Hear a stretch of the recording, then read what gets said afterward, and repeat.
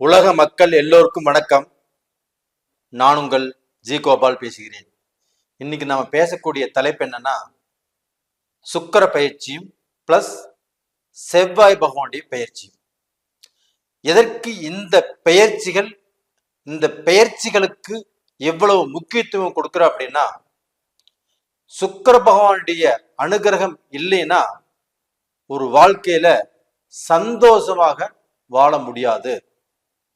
ஆண் பெண் சந்தோஷம், மன நிம்மதி, திருப்தி, சுகபோக வாழ்க்கை, இது எதுவுமே சுக்கிர பகவான் ஆப்பட்டது தன்னுடைய ஜாதகத்துல நல்லா இல்லைன்னா கண்டிப்பாக இந்த மாதிரி எந்த ஒரு சுகபோக வாழ்க்கையும் நாம் வாழ முடியாது.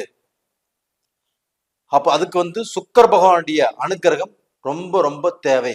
சுக்கிர பகவானுடைய அனுகிரகம் இல்லைன்னா நாம எங்க போனாலும் ஜெயிக்க முடியாது. அதே சமயத்துல செவ்வாய் பகவான் ஆப்பட்டது ஒரு ஜாதகத்துல கணவரை குறிக்கக்கூடிய கிரகம். அப்ப அந்த செவ்வாய் பகவானுடைய பெயர்ச்சி நல்லா இருக்கணும். அந்த செவ்வாய் பகவானும் உங்களுடைய ஜாதகத்துல நல்ல ஸ்தானத்தில் இருக்கணும். அப்ப அந்த செவ்வாய் பகவானுங்கிறது இரத்த சம்பந்தம், ஒரு அண்ணன் தம்பிகளுக்கு இருக்கக்கூடிய உறவை காட்டக்கூடியதுதான் செவ்வாய் பகவான். அப்ப அந்த செவ்வாய் பகவானும் நல்லா இருக்கணும். இது போக அதே செவ்வாய் பகவான் ஆப்பட்டது பூமிக்கு காரகன். இப்போ ஒவ்வொருத்தரும் 50 வயசையும் 60 வயசையும் சொந்த வீட்டுல உட்கார முடியல, சொந்த வீடுங்கிறது வாங்க முடியல. ஒரு சிலர் கையில காசு பணம் வச்சிருந்துமே தனக்கு பூமியை தேடினாங்க, தனக்கு வீட்டை தேடினாங்க, வாங்க முடியல. அப்ப இதற்கு காரணமாகப்பட்டது செவ்வாய் அப்படிங்கிறவங்க நம்மளுடைய ஜாதகத்துல நல்லா இருக்கணும். அப்படி நல்லா இருக்கிறவங்க நல்ல வீடு அமைஞ்சது, நல்ல பூமி அமைஞ்சது, நம்ம எங்க போனாலும் காடு தோட்டம் வாங்கினாங்க, பூமி வாங்கினாங்க, பெரிய செல்வந்தரா இருக்கிறாங்க. இதற்கு காரணமாகப்பட்டது செவ்வாய் பகவான் நல்ல நிலைமையில் இருக்கிறதுனால்தான் அந்த வசதி வாய்ப்புகள் எல்லாமே கிடைக்குது. இந்த சுக்கிர பகவானுடைய பயிற்சியும் இந்த செவ்வாய் பகவானுடைய பயிற்சியும் கும்ப ராசிக்காரங்களுக்கு எப்படி இருக்கும் அதை பத்தி தான் இந்த வீடியோல தெளிவா பார்க்க போறோம். கும்பராசி அப்படின்னாவே ரொம்பவுமே சாந்தமான, சாதுரியமான, ஒரு வைராக்கியமான, தான் எடுத்த காரியத்தை முடித்தே தீர்வேன், எடுத்த லட்சியத்தை அடைந்தே தீர்வேன் அப்படிங்கிறதுல வல்லுநர்கள் சொல்லலாம் அவங்கள. அப்படிப்பட்டவர்களாகப்பட்டது கடந்த காலங்கள்ல இந்த ஜென்ம சனியால தான் பார்க்க போன பல குழப்பத்துக்கு ஆளாகி, பல சோதனைகளுக்கு ஆளாகி, பல வேதனைகளுக்கு ஆளாகி, குடும்பத்துல பிரச்சனைகள் வாழ்ந்துட்டு இருக்கிறாங்க. அவர்களுக்கு இந்த செவ்வாய் பகவானுடைய பயிற்சி சூப்பருங்க. இந்த செவ்வாய் பகவானுடைய பயிற்சினால கண்டிப்பாக அவர்கள் வாழ்க்கையில ஒரு நல்ல அந்தஸ்துக்கு வரக்கூடிய வாய்ப்பை அடைய போறாங்க. அவங்களுக்கு 3ஆம் இடத்து அதிபதியும் 10ஆம் இடத்து அதிபதியான இந்த செவ்வாய் பகவான் 2ஆம் இடத்துக்கு தனஸ்தானத்துக்கு வந்திருக்கிறாங்க. அப்ப அந்த தனஸ்தானத்துக்கு செவ்வாய் பகவான் வந்ததுனால கும்பராசிக்காரங்களுடைய வாழ்க்கையில நீங்கள் ஒரு படி மேல வர போறீங்க. 7 சனியே இருந்தாலும், 7 சனியுடைய பாதிப்புல இருந்தாலும் இந்த பீரியட்ல கண்டிப்பாக பாதிக்காது. அப்ப அந்த செவ்வாய் பகவானுடைய பயிற்சி ஆப்பட்டது உங்களை ஒருபடி உயர்த்தி காட்டும்.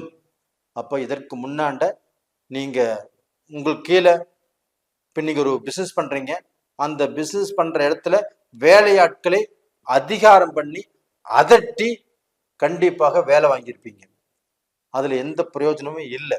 இந்த பீரியட்ல பாத்தீங்கன்னா அந்த வேலை ஆட்கள் கிட்ட நீங்க அன்பா பண்பா பேசி அவங்ககிட்ட வேலை வாங்கி அதன் மூலியமாக நீங்க லாபத்தை சம்பாதிக்கலாம். அப்படிப்பட்ட டைம் தான் உங்களுக்கு நடக்குது. இப்ப இந்த சமயத்துல நீங்க அதிகாரத்தை காட்டினால் கண்டிப்பாக அதிகாரம் அங்கே உங்களுக்கு வேலை செய்யாது. ஏன் சொல்றேன்னா, அந்த செவ்வாய் பகவான் ஆப்பட்டது 7ஆம் பார்வையாக உங்க ராசிக்கு 8ஆம் இடத்தை பாக்குறாங்க. அதே சமயத்துல அந்த செவ்வாய் பகவான் 8ஆம் பார்வையாக உங்க ராசிக்கு 9ஆம் இடத்தை பாக்குறாங்க. அப்ப அந்த 8ஆம் இடத்தை அந்த செவ்வாய் பகவான் பார்க்கறதுனால கண்டிப்பாக எங்கேயுமே சாந்தம் இருக்கணும். முடிஞ்ச வரைக்கும் யாரையுமே பகச்சுக்க கூடாது, யாரையுமே தள்ளி வைக்க கூடாது, யாரு கூடயுமே சண்டைக்கு போகக்கூடாது, மொத்தத்துல யாரையுமே எதிரியா நினைக்க கூடாது. இந்த சமயத்துல நம்ம வந்து கூலா ரொம்ப காமா போய்க்கணும். இது போக பாத்தீங்கன்னா உங்களுக்கு அந்த செவ்வாய் பகவான் 8ஆம் இடத்தை பார்க்கறதுனால உங்க ராசிக்கு 9ஆம் இடம் அப்படிங்கிறதுனால உங்களுடைய தகப்பன், உங்களை பெத்தெடுத்தவங்க, அவங்க கிட்ட உங்களுடைய வீரியத்தை காட்டக்கூடாது. ரெண்டாவது பாத்தீங்கன்னா அவங்க கிட்ட நீங்க கோவிச்சுக்க கூடாது, அவங்களை அதட்டி பேசக்கூடாது. அவங்களை எந்த அளவுக்கு நாம சந்தோஷமாக ரொம்ப திருப்தியாக நம்ம வீட்டில் வச்சு பார்க்குறோமோ அந்த அளவுக்கு இந்த பீரியட்ல நம்ம நல்லா இருப்போம். அப்போ அவங்கள எந்த ரூபத்திலையும் கஷ்டப்படுத்தாமல், அவங்களை மனசங்கடத்துக்கு ஆளாக்காமல் இந்த சமயத்துல பார்த்துக்கணும். ரெண்டாவது அவங்களுக்கு மருத்துவ ரீதியாக வரக்கூடிய பிரச்சனைகள் இந்த காலகட்டத்தில் சரியாகும். அதையுமே நீங்க தான் கூட்டிட்டு போய் கண்டிப்பாக நல்லபடியாக பார்க்கணும். இது போக பார்த்தீங்கன்னா அந்த செவ்வாய் பகவான் ஆப்பட்டது 4ஆம் பார்வையாக உங்க ராசிக்கு 5ஆம் இடத்தை பார்க்குறாங்க. அப்ப அந்த 5ஆம் இடத்தை பார்க்கறதுனால உங்க மக்களை நீங்க வந்து கண்டிப்பா வளர்ப்பீங்க, அந்த கண்ட்ரோலுக்குள்ள இருக்கணும்னு நினைப்பீங்க, ரொம்ப அதட்டி வளைப்பீங்க. அந்த அதட்டல்லாம் இப்ப வேண்டாம். உங்களுடைய மக்கள்கிட்ட அன்பா இருங்க, பாசமா இருங்க, அதிகாரத்தை பயன்படுத்தாதீங்க.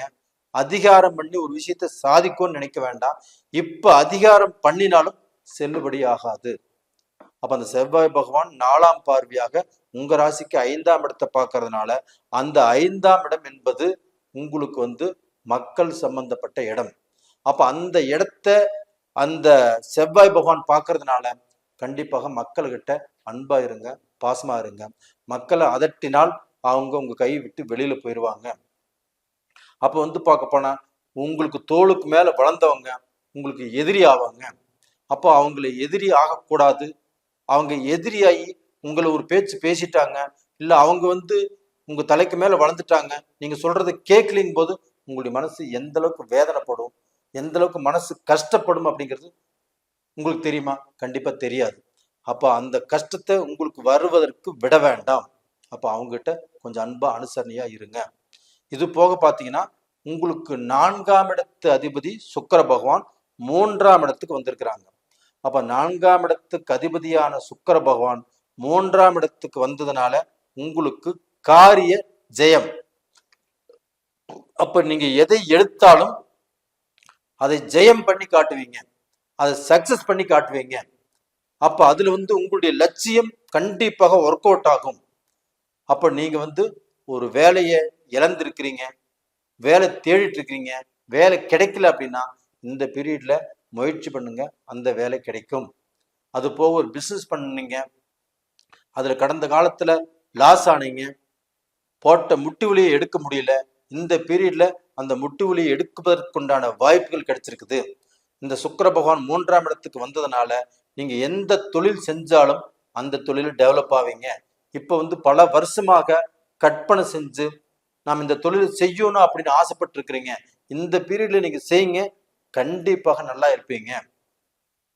இது போக அந்த தொழில் மேன்மையை கொடுக்கும், அந்த தொழில் டெவலப்பை கொடுக்கும். அந்த தொழில் செய்யறவங்க கிட்ட நீங்க அன்பா பண்பா பேசி பழகி அவங்க கிட்ட வேலை வாங்குங்க, இது கண்டிப்பாக நல்லபடியாக நடக்கும். அதே சமயத்துல வெளிநாட்டுல போய் வேலை செய்யறவங்க, வெளிநாட்டுல இருந்து வேலை செய்யறவங்க, இவங்க எல்லாத்துக்குமே நல்ல அனுகிரகம் இருக்குது. கும்பராசியில பிறந்தவங்க, கும்பராசியில பிறந்து வெளிநாடு போனவங்க, அவங்க வந்து இன்னைக்கு கஷ்டப்பட்டு இருந்தாலுமே இந்த செவ்வாய் சுக்கிர பயிற்சியின் மூலியமாக அந்த கஷ்டங்கள் நிவர்த்தி ஆகும்.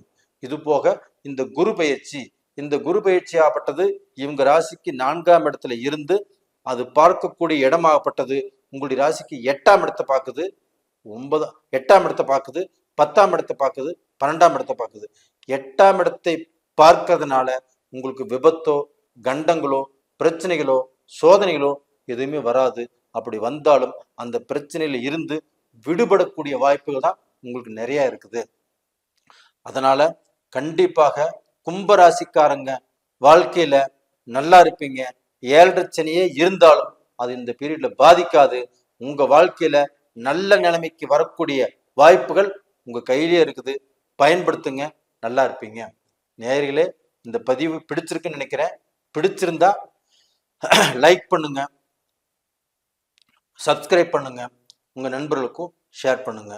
அதே சமயத்தில் இந்த சமயத்தில் நீங்கள் வழிபட வேண்டிய தெய்வம் எதுன்னு எடுத்துட்டா, கும்பராசிக்காரங்களாகப்பட்டது வழிபட வேண்டிய கடவுள் ஆகப்பட்டது அதே முருக கடவுளை வழிபடுங்க. சுக்கிர பகவான் ஸ்ரீ ரங்கநாதரை வழிபடுங்க.